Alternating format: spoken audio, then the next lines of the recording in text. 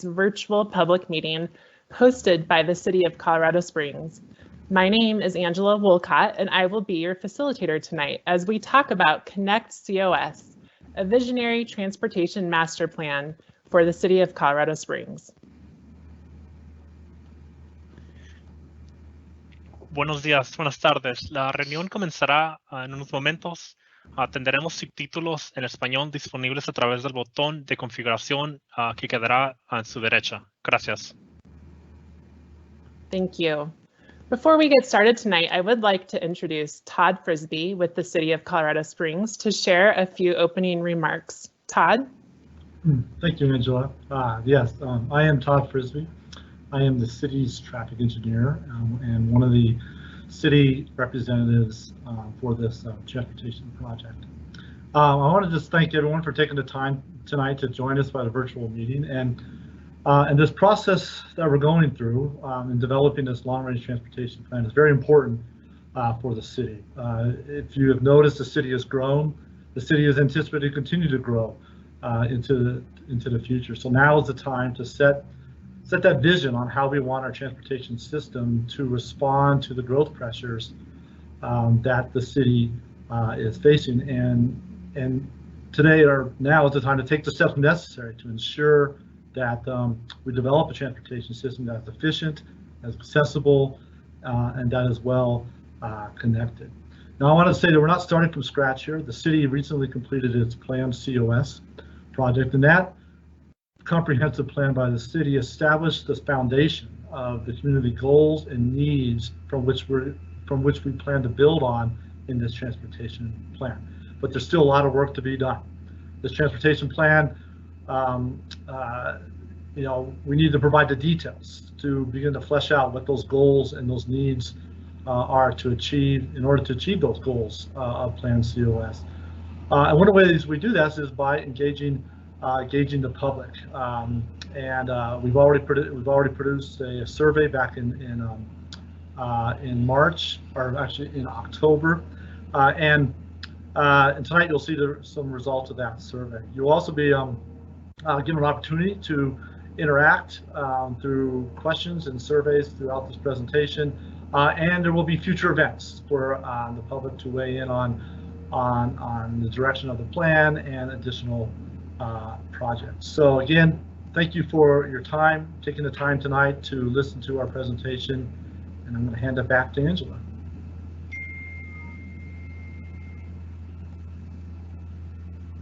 Great, thank you, Todd. Tonight I am joined by a number of other transportation experts from the City of Colorado Springs and our project team, some of which you will be hearing more from shortly. They include Tim Roberts, Ted Richard, Amy Geringer, and Karen Aspelin. I would also like to say thank you to the members of City Council that have been able to join us tonight as well. Now let's take a moment to talk about the meeting format.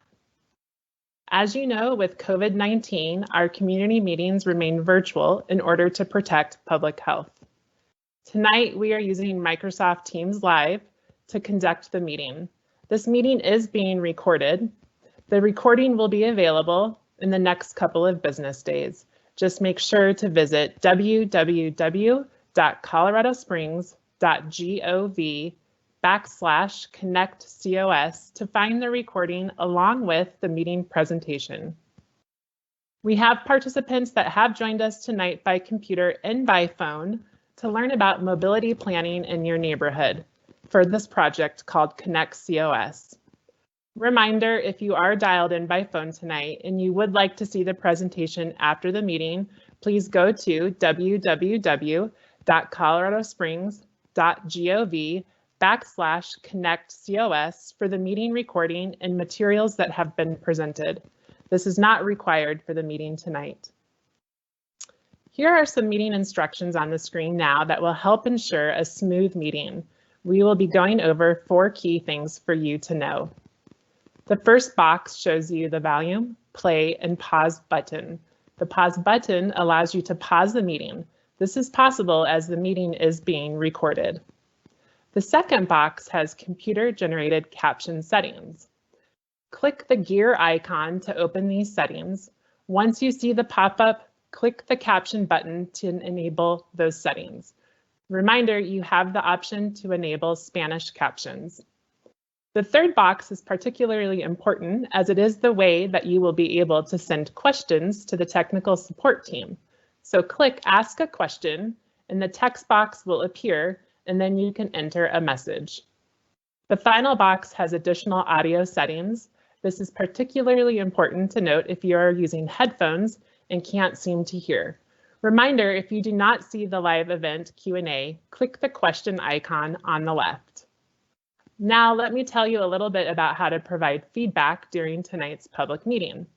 Tonight, we do have a lot of information to get through in the beginning of the meeting to ensure everyone has a shared understanding of the planning effort. About a third of the way into the meeting, though, we will be having an interactive activity, a live quiz. We will be asking about local transportation preferences as we go, and we encourage everyone to participate along with us. Don't worry, if you are not able to take this during the meeting, it'll be available on the project website until March 1st. We will share the answers with you as we go along, kind of like an open book quiz. So you can learn more about how others in the community like to travel and how fellow residents' perspectives about the current transportation system affect those choices.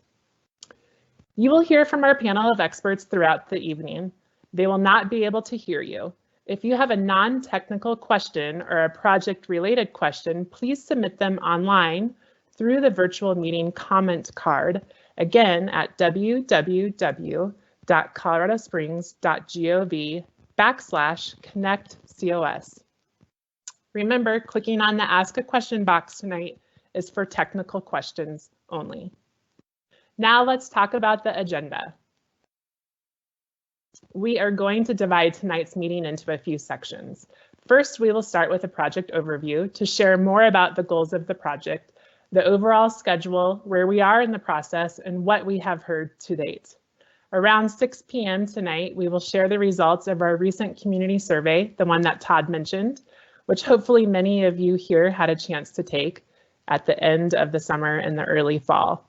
And during this section, we will be asking you about how you think others in the community responded to some of those questions. For example, questions about transportation choices, challenges, and opportunities. And before we wrap up tonight, we will review the various ways in which you can learn more about this effort and engage directly with the project team in the weeks ahead. It does look like we have close to 100 attendees now on the line with us. Welcome, everyone. Reminder, if you are just now joining us, we will have a live quiz that will be starting around 6 p.m. And if you have any questions after the meeting tonight, please remember to visit the project website, www.coloradosprings.gov/connect-COS to learn more and to fill in the digital comments card. So let's take a moment to hear more about the meeting purpose and goals. The meeting purpose, with this being our kickoff public meeting for Connect-COS, we will be providing a high-level project overview, reviewing input and analysis conducted to date, and looking ahead of what will happen next in the technical process. For the meeting goals, although we may not be together in person tonight, it is still just as important for us to create a shared project understanding so we can better relate to what others in the community consider their top interests and priorities in the city's future transportation system. We'll be using your input to help create a project roadmap and further analyze opportunities, constraints, and trade-offs to begin sorting through potential transportation improvement options. We will have multiple outreach opportunities during every phase of the project, including a stakeholder working group, public meetings, community office hours, and other online engagement tools. Thank you again for joining us tonight. We are so excited to be working with you in the community to ensure that this project delivers solutions that improve the quality of life and mobility for each and every one of you. So let's talk a little bit now about our first section of the agenda. So the next slide will show you a big high-level overview schedule of what we have planned in 2021. Our next big milestone of solution steps and solution types will require additional technical analysis over the next several weeks before we move into a working draft of potential actions later this summer. Shortly thereafter, we plan to reconvene with the community at our next public milestone to begin discussing preliminary findings along with initial project recommendations. During the next several months, we will continue to meet regularly with the Executive Oversight Committee and the Community Advisory Committee, that's our stakeholder group, before coming back to the public later in the fall with a draft plan. Throughout this planning process, we want to hear from all of you about your transportation ideas. The project team will work to identify those projects that address your priorities and improve transportation options. In just a moment, everyone, I am going to be asking our first live quiz questions, so please get ready. You will see the link in a moment. It'll participate, for you to participate, it'll pop up on the screen. And in a few moments after that, we will share the results. So the first couple of questions will give you the sense of how to do this. So now let's talk a little bit about outreach to date. We collected about 1,700 responses through that first public survey that was conducted in the fall of 2020. We also had a digital map that had over 600 comments that were submitted on the current transportation system. In addition to the data collected, we met with dozens of project stakeholders to ask them what they are hearing from their constituents and what it means to them to move easily in and around the city. Thank you to our project partners that helped disseminate project information during the project launch. As you can see here, here's an example of the project flyer. This was a bilingual flyer. We also used other communication tools at that time, like board presentations, social media, emails, and newsletters. Okay, so the activity now is up on the screen. Let's hear from you. Let's get to you and hear a little bit about your thoughts here. So if you are just joining us, we are about to ask a series of live quiz questions. Please participate along with us tonight. The link is now up on the screen for the first set of questions. When you are done answering the questions, make sure you push the submit button. Please make sure you close out of the internet browser window by clicking on the X in the upper right-hand corner. That will allow you to submit your questions and still follow along in the presentation. So let me read the questions for those of you that have joined us by phone. So the first question is, did you previously take the survey? So the survey that we have spoken about that we did in the late fall, did you previously take that survey, yes or no? And the second question is, as we are getting started tonight, please place a pin on the sub area. There's a map, there's a picture of a map, so place a pin or a dot in the area that you live. We would like to see where some of you that joined us tonight, where you live. Okay, so please go ahead, answer these questions. The sooner you answer and push submit, the sooner that we will be able to get to those responses in a moment here. So while we wait to see what those responses are, let's take a look at the screen to talk a little bit more about who we have been engaging with to date. So this is a sample of the types of community organizations that are on that Community Advisory Committee, our stakeholder group. And you can see here some of the diverse representation that makes up that group. So to see the complete roster, all you need to do is go back to the project website and look under the Community Advisory Committee tab. We have a complete roster by name and organization, along with the CAC materials. So those advisory committee materials are available for you to look at as well. Okay, so our next slide here, we're going to take a look at this as we continue to ask you to please submit those answers to those first two questions. Hopefully by now everybody has completed those two questions. If not, please do so. This is an example here of the types of questions that we asked during the initial public survey late in 2020. Over 900 people said that transportation choices are extremely important, while a lot of the people that we heard from lived in areas such as the Northeast, the near Northeast, the west and southwest areas of the city. It'll be interesting to see what part of the city people that are attending tonight's meeting live in. Okay, so here we are. Let's take a look at the results from these first two questions, and you'll get a sense of how this is going to work for the remainder of the presentation. So go ahead. Great. Here's our first question and the answers. So as you can see, how many people previously took the survey from the fall of 2020?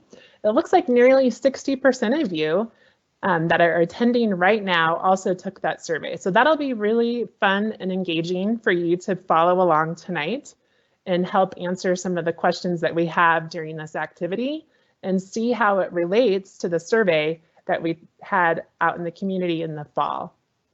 Now, the next question is asking people where they live. And that is a little hard for me to see, but I can tell you that all of the red dots are pretty diverse, not any major clusters. There is sort of a cluster there in the middle. So right around, thank you for the arrow. Hopefully everybody can see that okay. So that is actually fairly diverse, and we'll see in a moment, we have some other maps that we will show you where some of the different clusters appeared during the survey in the fall and how it correlates to those of you that are attending tonight's meeting. So this is very helpful and very exciting. So hopefully now you have a hang of it. Let's go ahead and I'll introduce the next section of questions, okay? So now everyone should have a better idea of how this activity works. Let's get to the next set. In just a moment, you will hear from Ted Richard to share more about the plan, purpose, and goal framework. First, I'm going to go through these questions with you. And a reminder to please look at your screen, click on the link for the next set of questions. When you are done answering those questions, make sure you push the submit button. Please make sure you close out of your internet browser window by clicking on the X in the upper right-hand corner. A reminder that that will allow you to submit your answers and still follow along in the presentation. So let's look here. The first question is, what % of survey respondents feel it is important for people in Colorado Springs to have transportation choices, such as walking, biking, and taking the bus? So again, you're answering on what your perceptions are. Number 4 is, when decided from different forms of transportations to use, which is the most important factor that influences decisions? The first choice, how quickly I can get to my destination, cost to get exercise, and the last choice is lack of access to a car. Now the next questions. Number 5, what did survey respondents identify as the biggest barrier to getting around the city by bicycle? Here are the choices. There are too many hills to climb, destinations are too far, no safe route or bike lane to my destination, or none of the above. Question 6, what did survey respondents feel is the most successful characteristic of Colorado Springs transportation system? The first choice here is accommodates our growing community. Next, it is safe. Next, there are a lot of trails and sidewalks. And last, none of the above. Okay, 2 more questions here. What did survey respondents feel is the biggest challenge facing the transportation system? Your first choice is connecting outlying development to existing activity centers. Next, congested corridors and intersections. Next, providing regional transit connections along the Front Range. And then the last choice, providing east-west connections. And question 8, what % of survey respondents feel safe driving in Colorado Springs? 0 to 25%, 25 to 50%, 50 to 75%, or over 75%. Okay, one last question. Number 9, which of these highly traveled roadways experience the least reliable travel times? Okay, we have a few choices here. The first is Nevada Avenue. The next is Platte Avenue, Academy Boulevard, Powers Boulevard, Garden of the Gods in Austin Bluffs, or Woodman Road? All right, before I hand this over to Ted, a quick word for those of you that have just joined us. We are currently walking through a high-level project overview and just asked our second set of live quiz questions. Please participate with us by clicking on the link on your screen. We are asking everyone to complete your answers soon and submit them as soon as possible. That will allow us in a moment to share the results with you here tonight. To submit comments or questions after the meeting tonight, please go to the project website and complete the online comments card at www.coloradosprings.gov/connectcos. Meeting materials along with the meeting recording will be available after tonight's meeting. Thank you so much, everyone, for listening. Now over to Ted Richard. Thank you, Angela. This is probably a little bit of a review for those of you that have been following along on the project and been involved with the prior survey. It was great that 60% of you participated in that prior survey. But I just wanted to review the plan purpose is really to look at transportation investments that can support the comprehensive plan that was adopted recently, Plan COS. And the other challenge that we have, or the objective that we have, is we need to support other plans that the city has underway or recently completed, including mode-specific plans like Colorado Springs Bikes, the 2045 Regional Transit Plan. Also, certain areas and neighborhoods in town have already had comprehensive plans or more detailed plans done, like the Experience Downtown Plan, the Shooks Run Plan, and some policy plans that are recently completed or underway, including the Complete Streets Policy Framework. On the next slide, if we could just, this is a reminder that Plan COS really set the vision for the community. And that plan had 6 key themes: to support vibrant neighborhoods, unique places, a thriving economy, strong connections, our renowned culture, and our majestic landscapes. Part of this objective of Connect COS is to understand how transportation can serve these big ideas. And we've been shaping our analysis of the transportation system, and our recommendations will be shaped by that idea. We're looking at things like plan development and future land use, relevant policy and code that exist within the city. And we're also providing some analysis of peer cities and how lessons learned in other places might be applied here. So one of the things that we did through our early interaction with stakeholders, as Angela discussed, and from some of the things that we heard in the initial survey, we wanted to develop a goal framework that would really guide our analysis and the outcomes of Connect COS. And we settled on these 6 key goal areas. We want to create a transportation system that is more safe, more equitable, more sustainable, more efficiently reliable, more accessible, and more connected.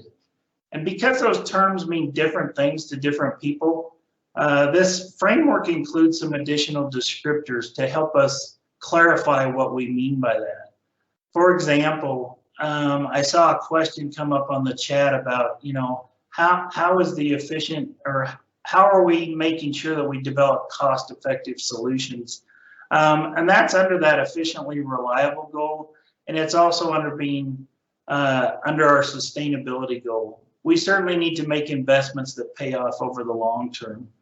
So that's our goal framework. It's really guiding our analysis. On the next slide is some kind of guardrails that we've established working with the city and city staff. We want to identify transportation, or we've identified transportation investment priorities. Basically, where's the best use of public resources? Well, transportation investments need to serve people by providing personal mobility. They also need to serve the community and provide a lasting benefit. And certainly those investments need to be resource efficient. If we can do all of those things, then we're certainly in the sweet spot for transportation investments.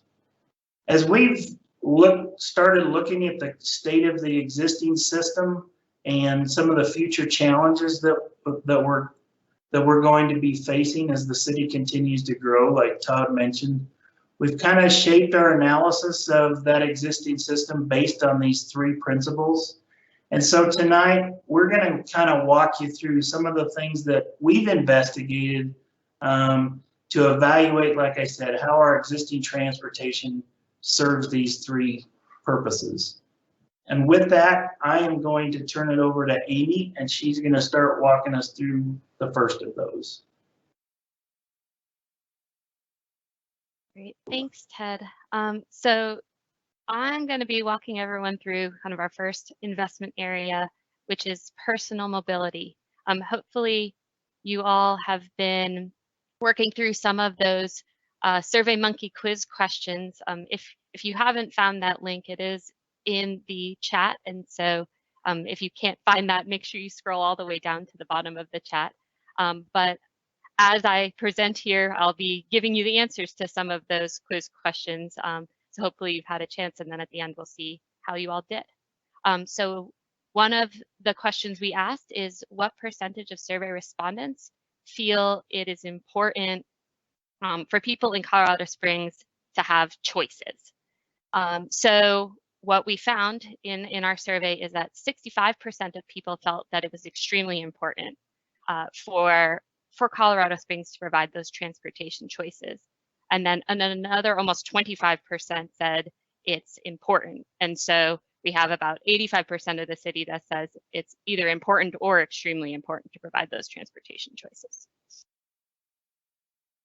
Some other things that we heard in the survey and that we asked you to guess on is, what percentage of survey respondents feel safe driving in Colorado Springs? And so we found that 66% of the people who answered the survey said that they do in fact feel safe. Some other parts of looking at personal mobility is not just driving, but some of those different modal choices that we have. So some other information we found out during our survey related to bus transportation is that 8% of the respondents said they use bus as their method of transportation at least once a month. And then some of the main reasons that those folks who do use the bus indicated they do so is to reduce greenhouse gases because they don't have access to a vehicle, or because they are looking to reduce the stress related to sitting in congestion, or even to be finding parking that often comes with some of that vehicular travel. So that actually is a sneak peek into some of the other quiz questions we asked about when deciding what form of transportation to use. What are some of those things that influence their decisions? So another quiz question that we asked you all is related to the biggest challenge that survey respondents identified related to transportation in the city. And so the highest answer, the most frequent answer we got from that was congested corridors and intersections. And so understanding that, we're going to provide a little bit of thought here. We did some analysis related to some of the traffic and vehicular mobility here, and have some findings to show you all. So one thing that we did find from the survey is that 70% of people drive their personal vehicles daily. And the choices around driving is mostly because driving vehicles, it's convenient, it's flexible, and it tends to be faster than taking other modes. So looking into the traffic and the vehicular performance of the city right now. One of the quiz questions that we asked you all was about which roadway, which of the highly traveled roadways that we all know in the city experience the least reliable travel times. And so this one was a little bit of actually a trick question on our part, because there's a lot of things that go into that. We didn't ask you which direction they're traveling in or what portion of those corridors you might be traveling on or the time of day. And these are all important things to consider when we're looking at traffic and traffic analyses. So part of our project so far is that we've looked at some of that traffic data, and we used 2019 traffic data, so kind of prior to the pandemic disruptions. And we see here on the slide, we created a map, and this is looking at the performance of the different roadways in the city related to each other. So those that are showing up red are those where the delay was worse than some of the other roadways in the city. So some trends that we saw looking at some of this data, those east-west roadways that connect to I-25, those are ones that kind of regularly came up as some of those that experienced some more challenges from the traffic perspective than some other roadways in the city. Some other ones here are those north-south corridors, kind of in that core area between Garden of the Gods, Austin Bluffs, and Platt. And so you see that all coming up here. Another thing that we looked at, and one important component of traffic and looking at congestion and delay, is the idea of intersections. And so also on this, you see the blue intersections that are highlighted, and those, through a very similar data analysis, is highlighting those intersections that are having particular performance challenges as related to some of the other intersections in the city. And so you'll see that a lot of those intersections that were kind of highlighted as those with more challenges are actually along those corridors that were also highlighted. And so obviously there is a relationship here between the performance of an intersection and the performance of a corridor. So another component of personal mobility that we are looking at here is transit and the transit network and the transit riders. So we asked in our survey about how frequently people use transit and rode a bus. We heard that 73% of the people who took that initial survey said they never took a bus or rode a bus. And that some of the reasons we heard behind that was that it's really difficult compared to driving to take some of these other forms of transportation to reach their destinations. And also that it just takes longer. So we also, prior to this effort, the city did some transit ridership surveys. And so we have some additional information from specifically some of those folks who are riding transit to understand what their experiences and some of their challenges are. And so what was heard from some of those is that the frequency and the hours of operations of some of those existing routes are some of those things where the transit riders had some feedback on how that might actually improve, how improvements in those might actually improve their transit ridership experience and their ability to get around the city using a bus. Some additional things related to folks who ride transit. From this transit ridership survey, we heard about 80% of the people who do ride transit don't have access to a vehicle. And so certainly these people who are riding transit are really dependent on it to make sure that they can get where they need to go throughout the city. So some other components of the personal mobility investment area. So looking at bicycling, we heard from the survey that almost 40% of the respondents identified as a casual bicyclist, so more riding for recreation. 12% said that they commute by bicycle at least occasionally. Another mode related to personal mobility is walking, or as we call it, a wheelchair go ahead and rolling. So 50% of the respondents felt that it was easy to get around the city either by foot or by wheelchair, and they can generally reach the places they need to go. So about half of the respondents felt it was easy to get around by foot or by wheelchair. So we heard a little bit about the biking community there, and so we asked a little bit more some more questions about specific barriers to biking. We heard about 40% said they were a casual rider, and so we asked what's some of the barriers to really getting around by biking? Why is that number 40% and not higher? So from the survey, what we heard was that the biggest barrier is that there isn't a safe route, or aren't specific bike lanes or designated bicycle facilities to get to the destinations that people are looking to bike. The second most common answer that we heard during this survey was that people didn't feel safe riding their bike along the facilities and roadways within the city. So going back to some of the quiz questions that we have been asking you all, one of the questions we did ask is, what did survey respondents feel is the most successful characteristic of the Colorado Springs Transportation Network? So what we found here is that overwhelmingly the idea of having lots of trails and lots of sidewalks has been particularly seen as a strength for throughout the for the transportation system throughout the city. However, one thing that we also saw was that about 50% of respondents indicated that they didn't walk to their destination because it was too far. And so there's this idea that there's a willingness to walk.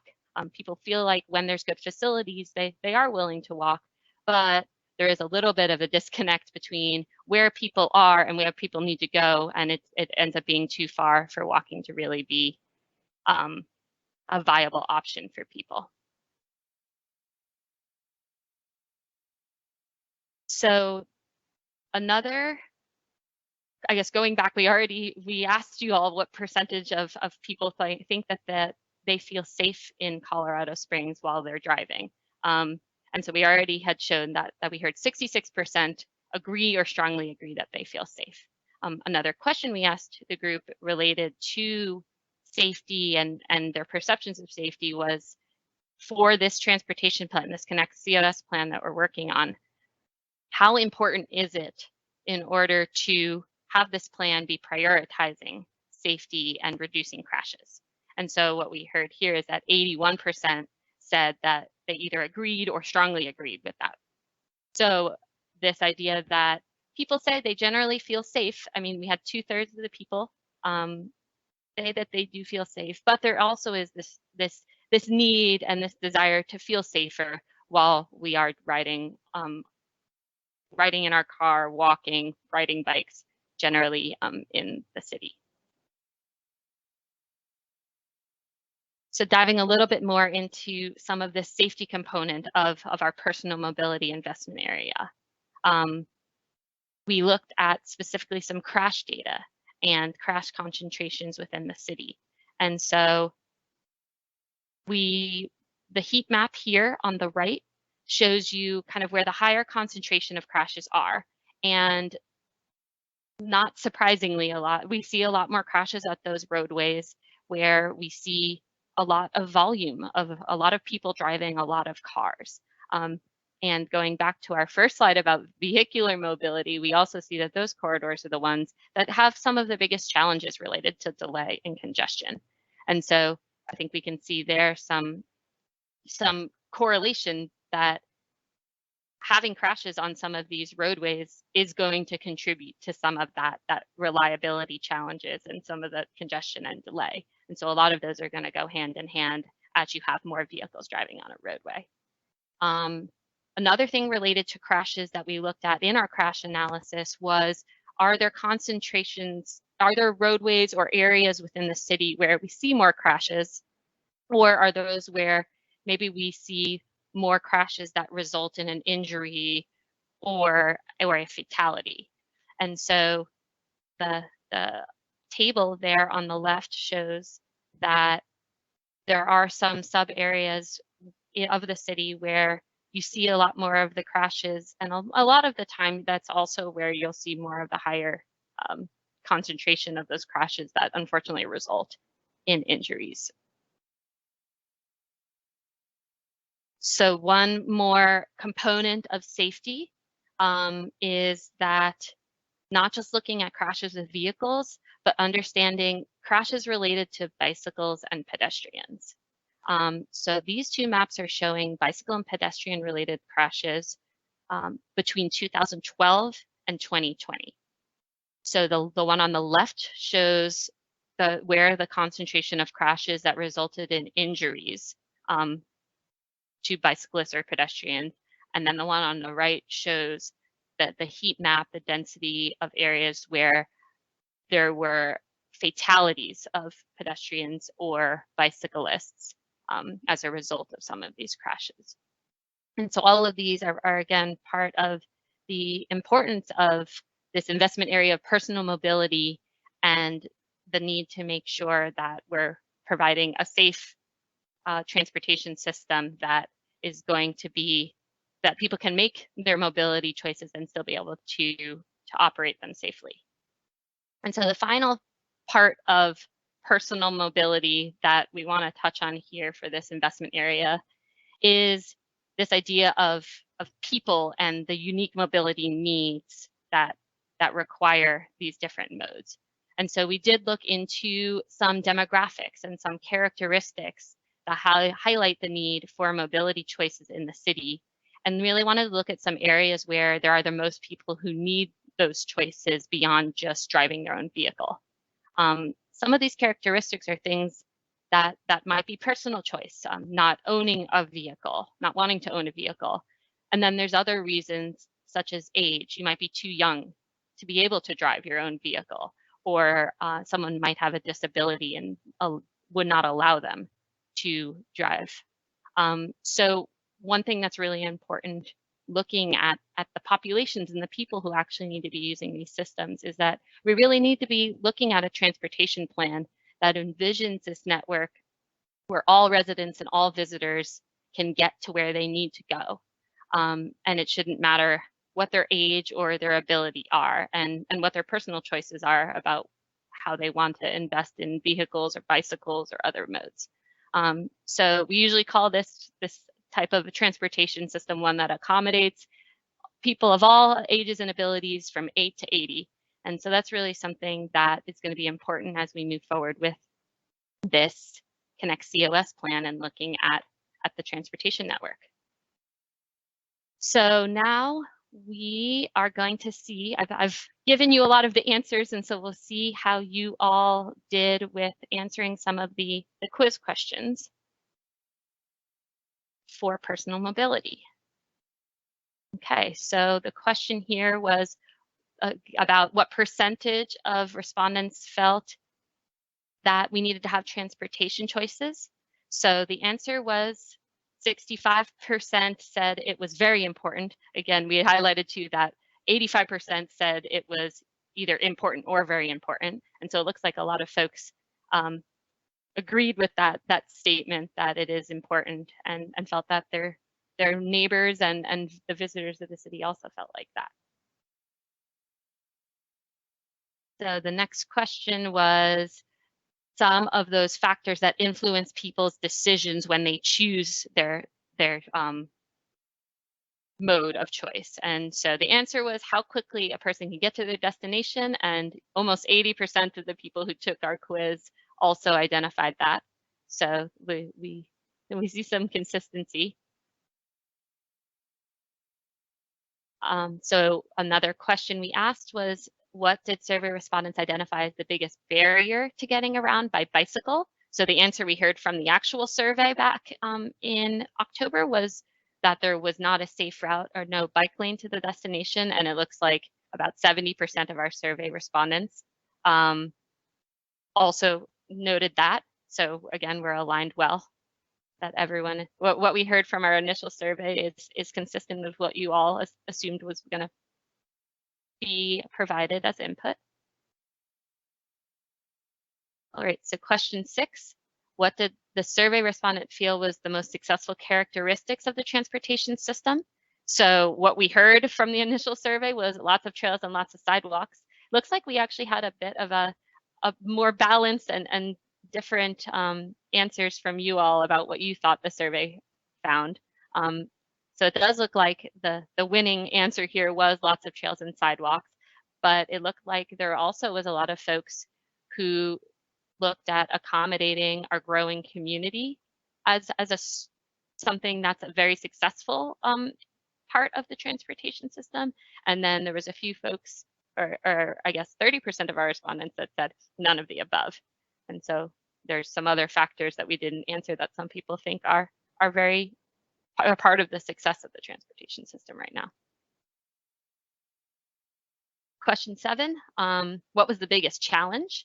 And so this one we talked about, it was the congested corridors and intersections. This one, about 40% of people identified that, but there was some other things here. Providing east-west connections was the next most important one, and that, when we saw looking at our traffic analysis, that was something that came up, and so certainly consistent.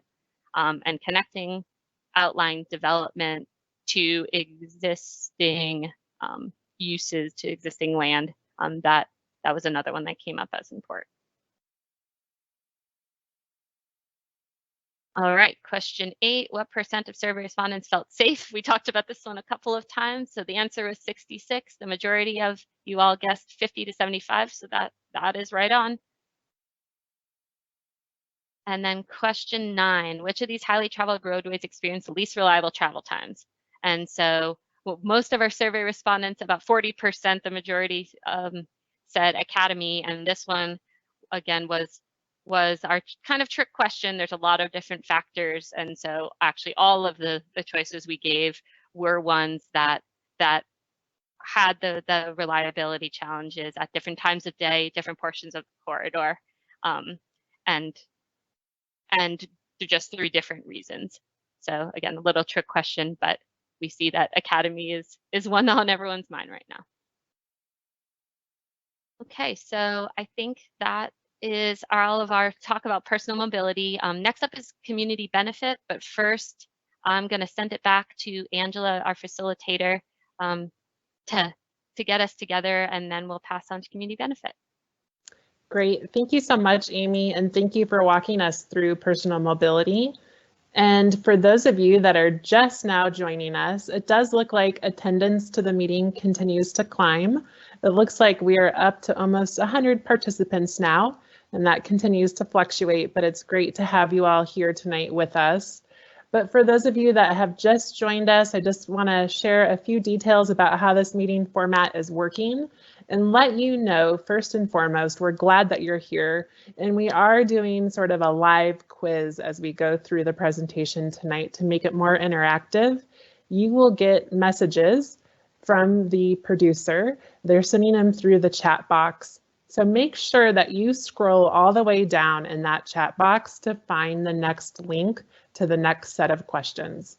Keep your eyes on that box and continue to scroll down. So for those of you that did just join us, good evening and thank you for taking time to come out to this virtual public meeting hosted by the City of Colorado Springs.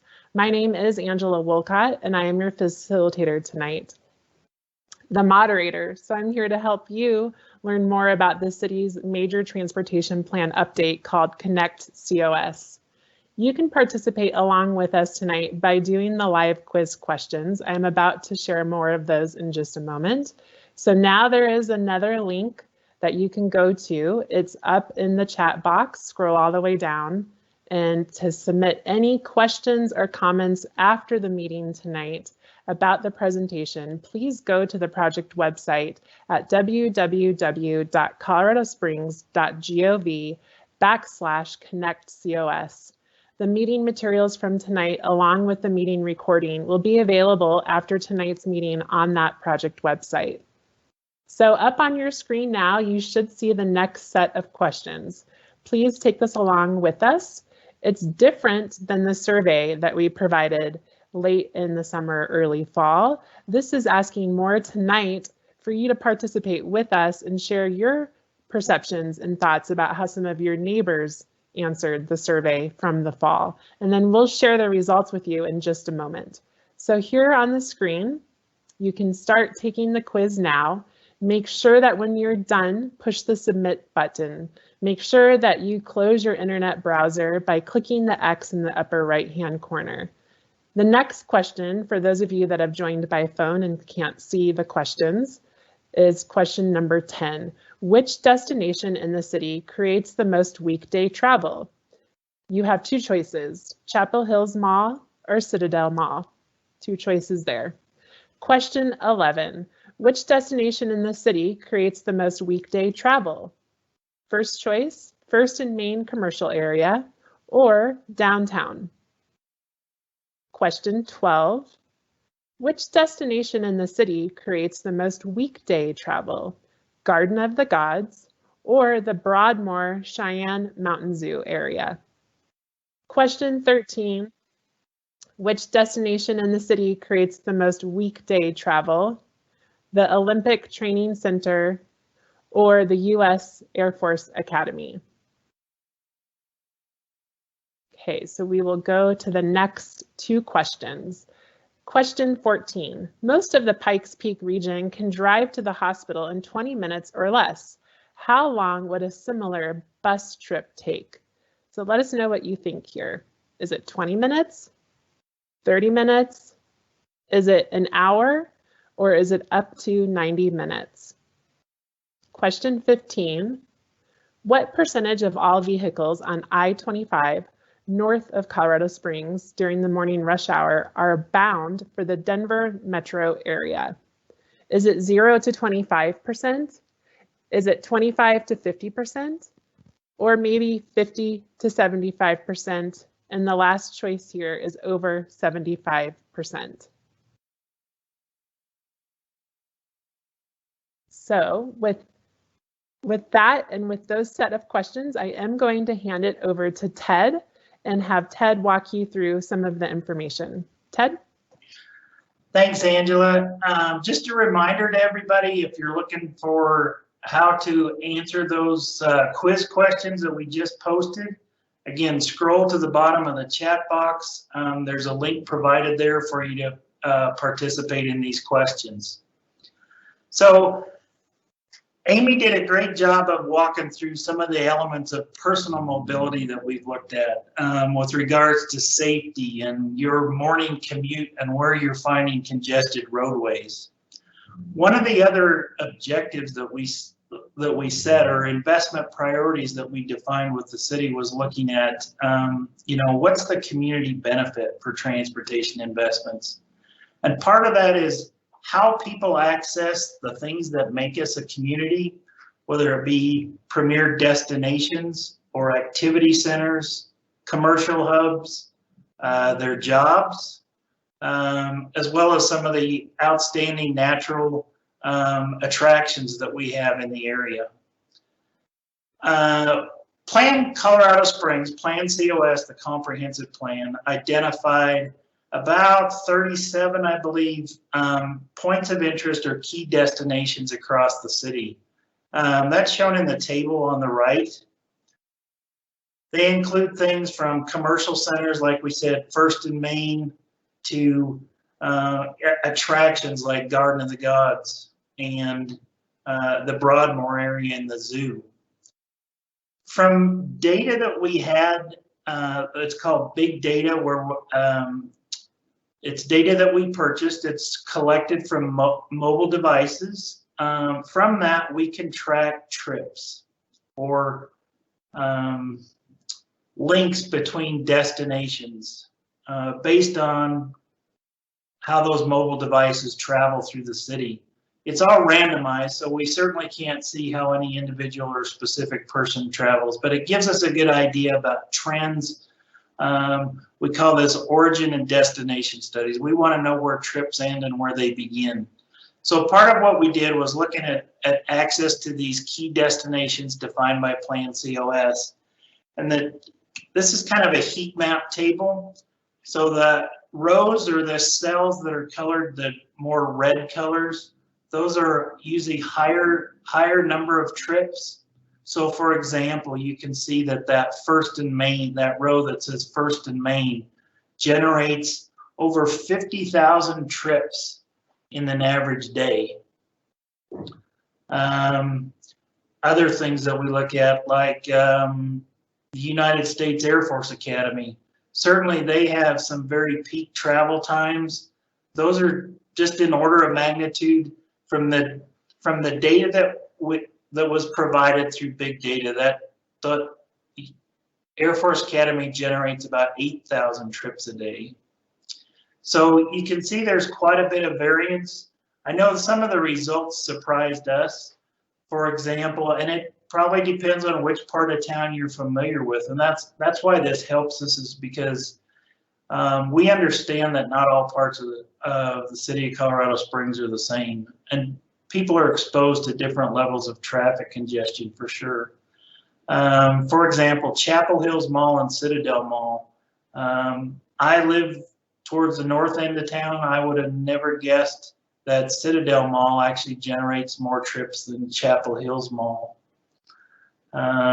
Same with looking at like downtown, that generates about a little over 40,000 trips a day. So that's people headed into or out of downtown in the typical day. When you compare that to the first and main town commercial area, you can see that both of those generate significant trips, but First and Main actually generates more trips than downtown. That was kind of a surprise. Anyway, that's some of the stuff that we look at when we start looking at origins and destinations. One of the other things we noticed was that the Broadmoor and zoo area, and we didn't define these were defined in, like I said, in Plan COS. The Broadmoor Zoo area actually generates more traffic than the Garden of the Gods Park. Now, Garden of the Gods Road has a lot of trips on it for sure, and that has to do with a lot with the El Paso County Service Center that's up there. So that's kind of the difference between those two areas. Let's go ahead and move on to, we also took a closer look at where people live versus where they work. And these are two examples from, you know, those sub-area maps we had, and I know we probably didn't label those correctly. There was downtown, there was the northeast area. These two examples here are from the southeast sub-area as we defined it, and the northeast sub-area as we defined it. Those sub-areas is the orange outline, and placed behind that is where people that live, for people that live in that particular sub-area, where is their place of employment? Where do they work? The little white dots that you see, those are actual locations. And then the colored shading that fades from a light blue to a dark blue, kind of, it's like a contour map or a heat map. It indicates intensity. So for the southeast region, you can see that a lot of those people work in the downtown area and along the Platte Avenue corridor. There's quite a concentration at the Broadmoor, but also up along Garden of the Gods Road, like I mentioned earlier. So understanding what people's commutes are can certainly help us make a more efficient transportation system. If you look at the northeast region, you can see that a lot of people that happen to live in that northeast part of town, there's quite a heavy concentration of people that work where they live. I wish that was me as well, but I have a bit of a commute. I'm one of those people that's headed downtown, and you can see the concentration of people that live in that northeast area, and they commute to downtown, also along the Platte and Powers corridor. It looks like quite a concentration there, maybe near Colorado College. So you can see that those commutes really do affect, you know, what happens on our roadways and with our transit system. The next thing we looked at was how does our transportation system provide access to some of the services that are necessary, and as part of the benefit of living in such a great community. So we looked at, this is a map that shows accessibility to health services. And for this example, we just mapped major hospitals. So certainly this is not all the healthcare that's available, but we looked at major hospitals. And on the right is a map, and the different shadings indicate different drive times. Again, based on car travel. So the darkest blue is a 5-minute drive to the nearest major hospital. The next is 10 minutes. And then you can see most of the Pikes Peak region, you can drive to a major hospital in 20 minutes, as indicated by one of our questions. We did a similar analysis using the existing transit routes, their published schedules, some assumptions on walk times to transit, and the transfers that often need to happen for people to get from one part of town to another, where they may have to actually ride 2 or even 3 separate buses. Some of those travel times, certainly there was some that could reach one of these major hospitals in 20 minutes, but some of the longer trips, it takes 90 minutes for, it would take someone 90 minutes to take transit to get to a hospital. So quite a disparity. And if you remember one of the earlier slides, actually one of the questions that we asked for Amy's presentation, it said it asked, what's one of the most important factors, or what are the most important factors in determining my mode of transportation? And most people selected how much time it takes me to get to my destination. But there was also a significant percentage of people who made that choice based on the fact that they don't have access to a car. So that was one of the reasons why we wanted to look at that. On the next slide, let's take a look at how about access to some of the social service programs that a lot of people depend on. Most of you are, I hope, are aware of the El Paso County Service Center on West Garden of the Gods Road that I mentioned before. That's kind of in the dark blue shading, about the middle of the map on the left-hand side. That's where that El Paso County Service Center is. Again, looking at drive times to that location from different parts of the city. Again, most of the city could drive there in 20 minutes or less. The pink shading on this map, we actually did some demographic analysis, and the pink cross-hatched areas are significant populations where the median income is under $45,000 annually.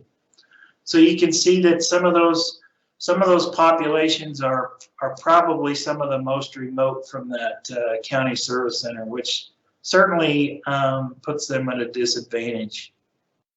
So that's one of our takeaways: limited accessibility for many lower income residents in the city.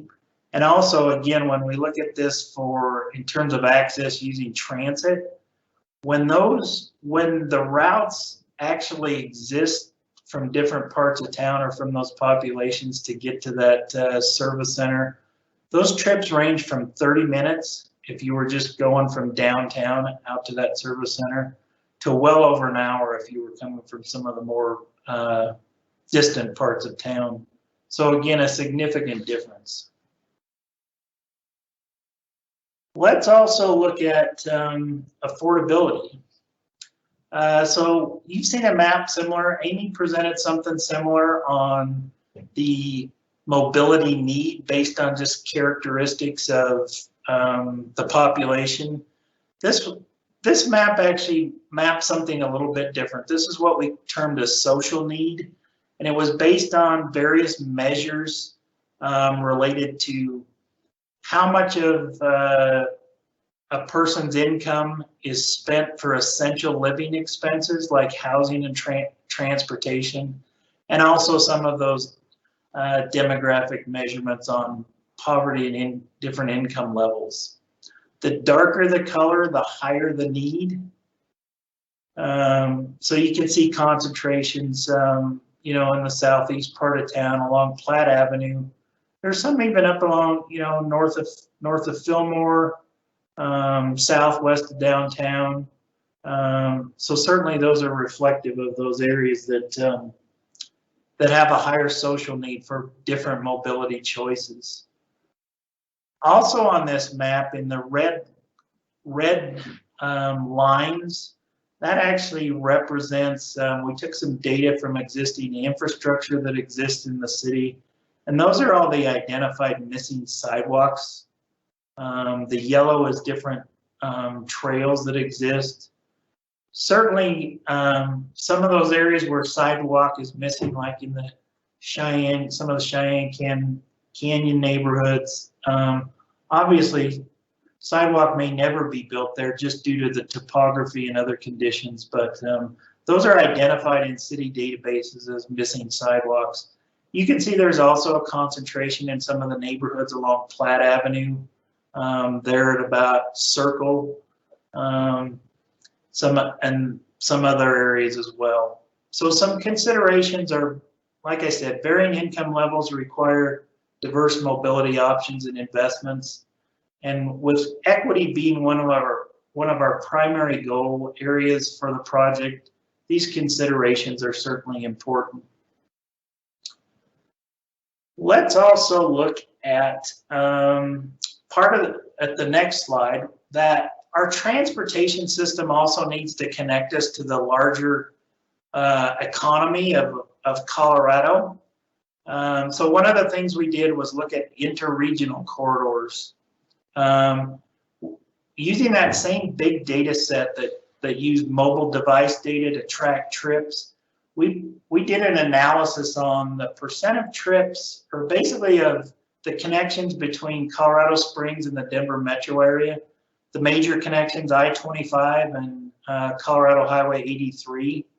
And this is a percentage of trips on those two roadways. The first two gray columns, those are northbound trips in the morning peak hour of traffic that are headed north, and the percentage of those trips that stop in different areas of the Denver metro area and just north.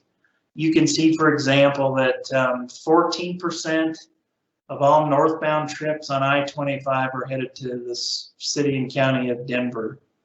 5%, just below that, 5% of all trips on I-25 northbound are headed to Denver International Airport, and 6% on on Colorado 83 are headed to the Denver Airport.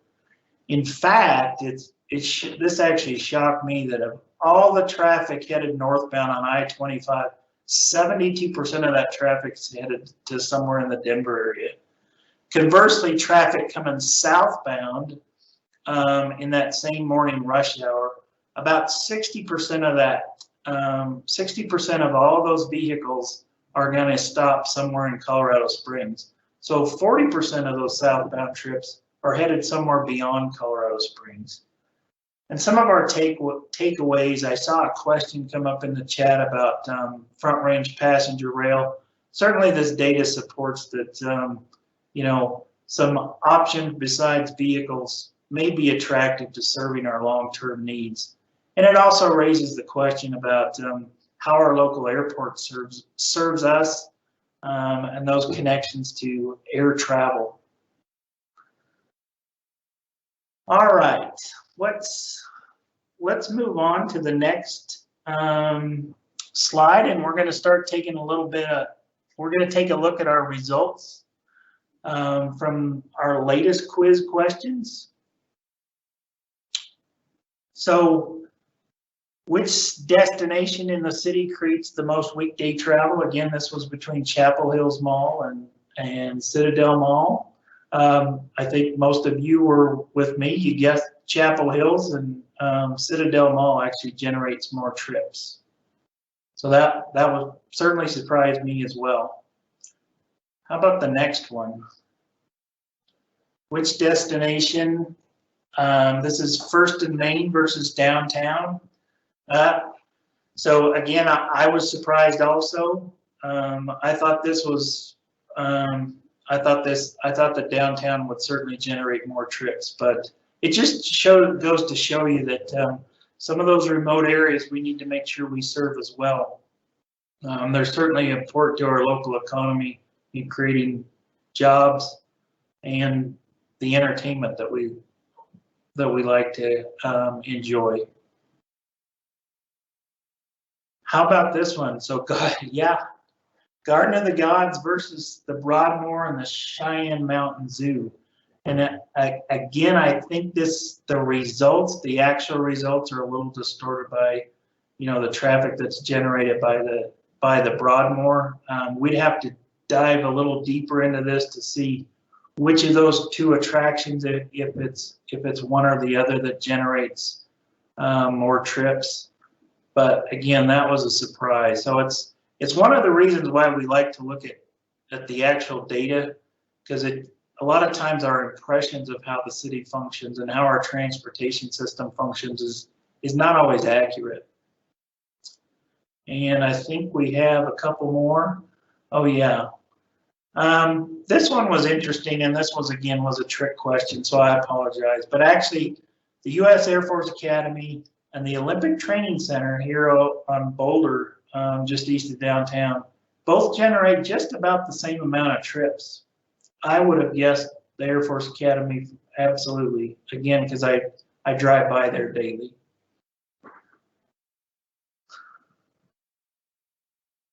And this is a good question about how long does it take to access a hospital, one of our major hospitals, I guess, on using transit. All of the answers are correct depending on where you live, but certainly it surprised me that 90 minutes, that's a long trip if you really need to get to the hospital to visit someone or just to get there. Next question. And we just covered this. What percentage of all vehicles on I-25 north of Colorado Springs during the morning rush hour are bound for the Denver metro area? 72%. You guys nailed it. Yeah, that's a large amount of those trips are headed to the Metro Denver area. So with that, I am going to turn it over to Karen, and we're going to do one more activity, and I promise you this segment will be a little bit shorter than the previous two, but just as entertaining. Well, thanks, Ted. Like Ted said, I'm going to get started by reading our last set of live quiz questions. For those of you joining us from home, you can answer these questions, and I'll read them off to you right now. First of all, what percentage of bridges in the city are in acceptable or excellent condition? Now, remember, this is the question we were asking our survey respondents last fall. So you're supposed to guess what they guessed. So your options are less than a quarter, 25% to 50%, 50 to 75%, or over 75% of our bridges are in acceptable or excellent condition. All right, the next question. Within the same amount of space, different transportation modes provide different efficiencies. Now, does every street need to accommodate every type of transportation user? And your two options are, yes, this is according to the city's complete streets policy, or no, but the collective network of streets does need to do that. And the third question, and the last question of the evening, is, can transportation investments impact the development potential of the surrounding land uses? And this is an easy one because you only get two choices. You can answer yes or no. What did our survey respondents say was the answer to that? So we'll move on to the next slide.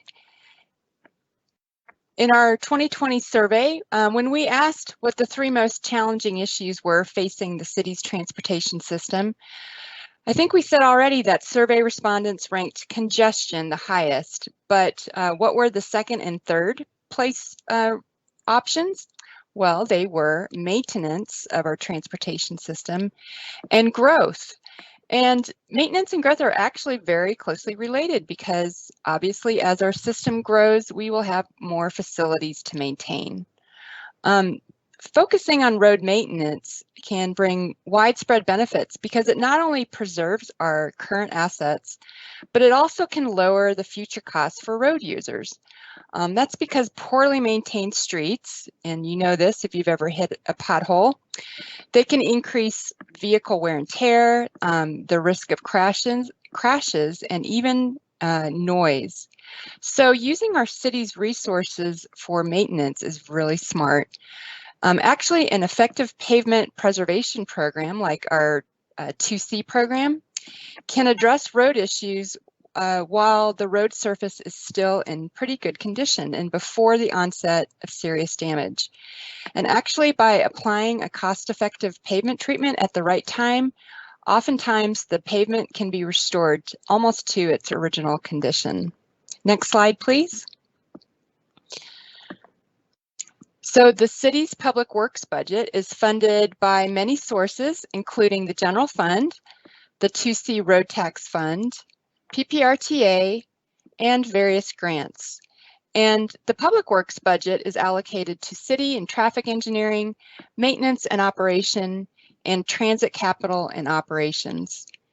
Since 2015, the sales tax increase that was approved by ballot issue 2C to help road fund improvements has helped fund over 1,000 miles of roadway repaving, 1.3 million square feet of sidewalk improvements, and 4,300 accessible pedestrian ramps.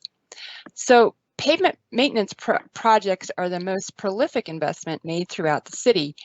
And the map shown in this slide shows the condition of pavement throughout Colorado Springs.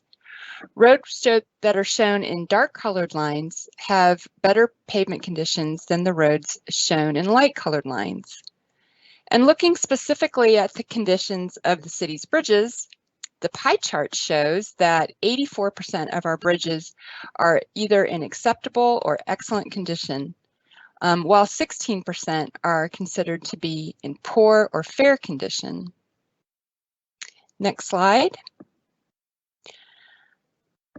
So another limited resource that the city has is its street rights-of-way. So many different parties compete for use for the city's limited right-of-way, including public and private utility owners, drivers in cars, pedestrians, bicyclists, and bus riders. And this makes the street right-of-way actually one of the most valuable commodities that the city has to manage and has to use this asset in a way that moves the most number of people. So in our 2020 survey, about 85% of respondents said they thought it was important or extremely important to have transportation options. And this Connect COS plan is tasked with allocating the space provided by the city's robust network rights-of-way to most efficiently serve users of all transportation modes, but recognizing that not all streets are suitable for all users. Next slide. Finally, on the topic of economic development, the city has designated certain areas as either economic opportunity zones, enterprise zones, qualified opportunity zones, or urban renewal areas. Transportation investments will be critical to encourage the type of development that the city desires for these areas that are currently underutilized but may have high economic development potential. And these areas are shown on this map along with their adjacent transportation corridors. So we'll bring it all home with the quiz results. I'm assuming that they're all in. Yes, I get a thumbs up that they are ready to go. Okay, so what percentage of bridges in the city are in acceptable or excellent condition? Well, boy, did we underestimate our city engineering staff. The answer is over 84% actually, which is awesome. So you should feel a little bit better when you drive over a bridge tomorrow. Next question. Within the same amount of space, different transportation modes provide different efficiencies. Does every street need to accommodate every type of transportation user? And the answer is no, not necessarily, but the collective network of streets does need to do so. And finally, the slam dunk question. Oh, good, you guys got it right. Can transportation investments impact the development potential of the surrounding land uses? Yes, yes, yes. So well done. And I'm going to hand it back over to Angela to close us out for tonight. Great. Thank you so much, Karen. And thank you to all of our presenters tonight. And thank you to all of you that have joined us. That does conclude the formal part of tonight's presentation. We hope that you found this meeting to be informative. Please make sure to go to www.coloradosprings.gov/connectcos to provide your feedback to the team by March 1st. The best way to stay informed is to visit the project website, where you can get information on what was shared tonight, provide feedback, and see what meetings we have coming up next. Please make sure again to visit the project website at www.coloradosprings.gov/connectcos. That should also be available in the chat box if you scroll all the way down. As part of the meeting summary, we will also summarize the questions that were submitted through the online meeting tonight, as well as the online website comment card. Again, those can be submitted on the project website until March 1st. Once again, all of the materials from tonight's meeting will be posted to the project website in the next couple of business days. I just want to say thank you for your participation and for your ongoing interest in Connect COS. It's invaluable to the project team and to the success of the project. Before we sign off, I would like to hand it over to Tim Roberts with the City of Colorado Springs, who would like to say a couple of final words. Tim? Yes, thank you, Angela. And thank you to all the participants. It's a special breed of person who's willing to give up an hour and a half of their night to participate in this study, and it's a very much appreciated by the city staff and the consultant team. And also a special thank you to the consultant team. You guys did a fantastic job tonight. The meeting has been seamless, and people don't know this, but there's a lot of work that goes into a production like this, and especially when we're at this point in the study, there's been a lot of data analysis and collection, and a lot of work to get to this point. Some people may wonder where did all of our data come from, and I'm usually short on words, but tonight I'm not going to be, and I apologize for that. But a lot of our information comes from those people who have cell phones. You know, you sign the release for the companies to use the data. Well, our data that's the data that we use. You know, when you're using your cell phone or when you're traveling along, where your cell phone is tracked, and that information, it's not your personal information, just where you've been is collected and sold to us. Same with cars. You know, the cars today all have GPS elements in it, and again, that is tracked and sold on the market. So these are the things that we use to collect real data on actual information. It's not from surveys; it's real data from that industry. Public meetings during this time of COVID have been. This is a whole new ball game, as you all know who have frequented city meetings before.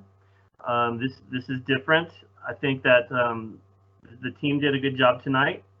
I appreciate we'll appreciate any input you guys give us on comment cards on how to improve. We tried tonight to keep your interest up and get your feedback.